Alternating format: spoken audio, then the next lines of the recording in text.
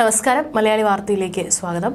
ആശങ്കപ്പെട്ടതുപോലെ വിദേശ വിദ്യാർത്ഥികൾക്ക് നിയന്ത്രണം പ്രഖ്യാപിച്ച് കാനഡ. വിദ്യാർത്ഥികൾ വിസകൾ ഇത്തവണ 35% വെട്ടിക്കുറയ്ക്കുമെന്നാണ് കുടിയേറ്റകാര്യ വകുപ്പ് മന്ത്രിമാർക്ക് മില്ലർ പ്രഖ്യാപിച്ചിരിക്കുന്നത്. വിദേശ വിദ്യാർത്ഥികൾക്ക് നൽകുന്ന പെർമിറ്റുകളുടെ എണ്ണത്തിൽ 1/3 കുറവ് വരുത്താൻ ഒരുങ്ങി കാനഡ. കഴിഞ്ഞ വർഷത്തെ കണക്കുകളുമായി താരതമ്യം ചെയ്യുമ്പോൾ ഈ വർഷം വിദേശ വിദ്യാർത്ഥികളുടെ എണ്ണം 35% പരിമിതപ്പെടുത്തുമെന്ന് കാനഡയിലെ കുടിയേറ്റ മന്ത്രിയാണ് തിങ്കളാഴ്ച ഔദ്യോഗികമായി പ്രഖ്യാപിച്ചത്. ഈ വർഷത്തേക്ക് മാത്രമാണ് തീരുമാനമെന്ന് അറിയിച്ചിട്ടുണ്ടെങ്കിലും അടുത്ത വർഷം എങ്ങനെയായിരിക്കണം എന്നുള്ള കാര്യം ഈ വർഷത്തിന്റെ അവസാനത്തോടെ തീരുമാനിക്കുമെന്നാണ് മന്ത്രി അഭിപ്രായപ്പെട്ടത്.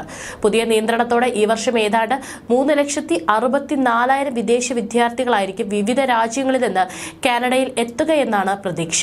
2023 കണക്കുകൾ പ്രകാരം 35% കുറവാണിത്.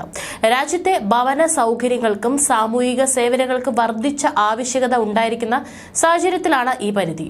എന്നാൽ ഇപ്പോൾ കൊണ്ടുവരുന്ന നിയന്ത്രണം ബിരുദാനന്തര ബിരുദ, ഡോക്ടറൽ ബിരുദ വിദ്യാർത്ഥികൾക്കും എലമെന്ററി, സെക്കൻഡറി സ്കൂൾ വിദ്യാർത്ഥികൾക്കും ബാധകമായിരിക്കില്ല. വിദേശ വിദ്യാർത്ഥികൾക്ക് രാജ്യത്ത് തൊഴിൽ പെർമിറ്റ് നേടാനുള്ള യോഗ്യതയും നിയന്ത്രിക്കുമെന്ന് കുടിയേറ്റ മന്ത്രി മാർക്ക് മില്ലർ മോൺട്രിയലിൽ നടത്തിയ വാർത്താ സമ്മേളനത്തിൽ പറഞ്ഞു. വിദേശ വിദ്യാർത്ഥികളിൽ നിന്ന് വലിയ ഫീസ് ഈടാക്കി കാര്യമായ ഒരു വിദ്യാഭ്യാസവും നൽകാത്ത സ്വകാര്യ കോളേജുകൾക്കും വ്യാജ സ്ഥാപനങ്ങൾക്കുമെതിരെ നടപടി സ്വീകരിക്കുമെന്നും അദ്ദേഹം പറഞ്ഞു. ഇത്തരം നടപടികൾ ഒരിക്കലും അംഗീകരിക്കാനാവില്ല. വിദേശത്ത് നിന്നെത്തി കൊമേഴ്സിലോ ബിസിനസ്സിലോ വ്യാജ ബിരുദം കരസ്ഥമാക്കിയ ശേഷം ഇവിടെ ഊബർ ഓടിക്കാൻ അനുവദിക്കുന്നതല്ല ഈ പദ്ധതിയുടെ ലക്ഷ്യമെന്നും അദ്ദേഹം കൂട്ടിച്ചേർത്തു. ഒന്റോറിയോ പോലെ കൂടുതൽ വിദ്യാർത്ഥികൾ എത്തുന്ന സംസ്ഥാനങ്ങളിൽ 50% വരെയായിരിക്കും നിയന്ത്രണം ഏർപ്പെടുത്തുക. സെപ്റ്റംബർ 1 മുതൽ ബിരുദാനന്തര വർക്ക് പെർമിറ്റ് നേടുന്നതിൽ നിന്ന് സ്വകാര്യ പൊതുമാതൃകയിലുള്ള സ്ഥാപനങ്ങളിലെ വിദ്യാർത്ഥികളെ സർക്കാർ വിലക്കുമെന്നാണ് പ്രഖ്യാപനം. അതായത് പഠനം കഴിഞ്ഞാൽ വിദ്യാർത്ഥികൾ സ്വന്തം രാജ്യത്തേക്ക് മടങ്ങേണ്ടി വരും. ഇന്ത്യക്കാർ ഉൾപ്പെടെയുള്ളവരെ ഏറെ ആശങ്കപ്പെടുത്തുന്ന നീക്കമാണ് ഇത്. കൂടാതെ വരും ആഴ്ചകളിൽ ഓപ്പൺ വർക്ക് പെർമിറ്റുകൾ മെഡിസിൻ, ലോ തുടങ്ങിയ പ്രൊഫഷണൽ പ്രോഗ്രാമുകൾക്കൊപ്പം മാസ്റ്റേഴ്സ്, ഡോക്ടറൽ പ്രോഗ്രാമുകളിൽ എൻറോൾ ചെയ്തിട്ടുള്ള വിദ്യാർത്ഥികളുടെ പങ്കാളികൾക്ക് മാത്രമായിട്ടാകും ലഭ്യമാകുക.